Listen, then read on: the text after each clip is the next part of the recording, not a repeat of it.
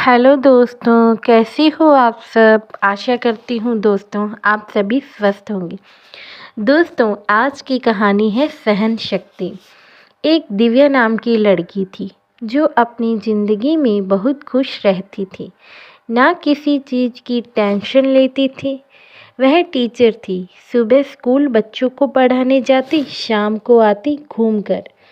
वह अपनी ज़िंदगी को बहुत अच्छे से जीती। दिव्या के परिवार में उसके माँ पापा, उसका छोटा भाई रहता था। वो भी बहुत खुश थे। जैसे दिन बीतता गया वो शादी के लायक हो गई, लेकिन वह शादी नहीं करना चाहती। वह अपनी ज़िंदगी को और जीना चाहती थी, लेकिन उसके पिताजी चाहते थे कि अच्छा लड़का ढूंढकर उसकी शादी कर दे। लेकिन दिव्या को पता था शादी होने के बाद अपनी ज़िंदगी नहीं जी सकेगी खुलकर, फिर उस पर जिम्मेदारियां आ जाएगी। इसलिए वह शादी नहीं करना चाहती थी और वह अपने हिसाब से चलना चाहती थी। लेकिन उसके पिताजी ने उसके लिए अच्छा लड़का ढूंढ लिया जो उसका दोस्त था। लेकिन वह अपने दोस्त को कहती है अभी मैं शादी नहीं करना चाहती, तो उसका दोस्त कहता है मैं तुम्हारा इंतज़ार करूँगा जब तक तुम शादी के लिए हाँ नहीं कर देती। फिर दिव्या कहती है मुझे अभी अपनी ज़िंदगी को और जीना है, इसलिए मैं अभी शादी के बारे में कुछ नहीं सोच सकती, तुम मुझे भूल जाओ। दोस्त नाराज होकर चला जाता है। फिर दिव्या के पिता दिव्या पर चिल्लाते हैं और दिव्या की शादी उसके बिना पूछे, उसकी बिना राय के कर देते हैं।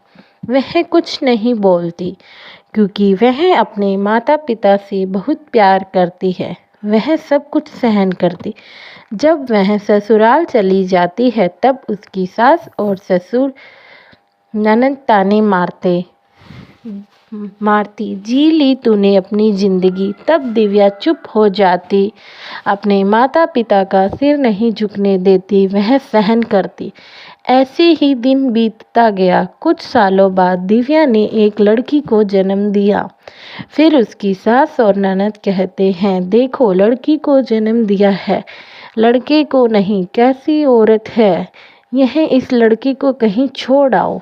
तब दिव्या की सहन शक्ति खत्म हो जाती और वह चिल्लाती कि आप कैसी सास ननद हो, एक औरत होकर एक औरत का दर्द नहीं समझ सकती।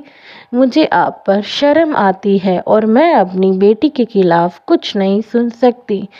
मैंने अपने खिलाफ काफ़ी कुछ सुन लिया है। मैं सिर्फ अपने माता पिता की वजह से चुप थी, लेकिन अब मैं अपनी बेटी के लिए नहीं सुनूंगी।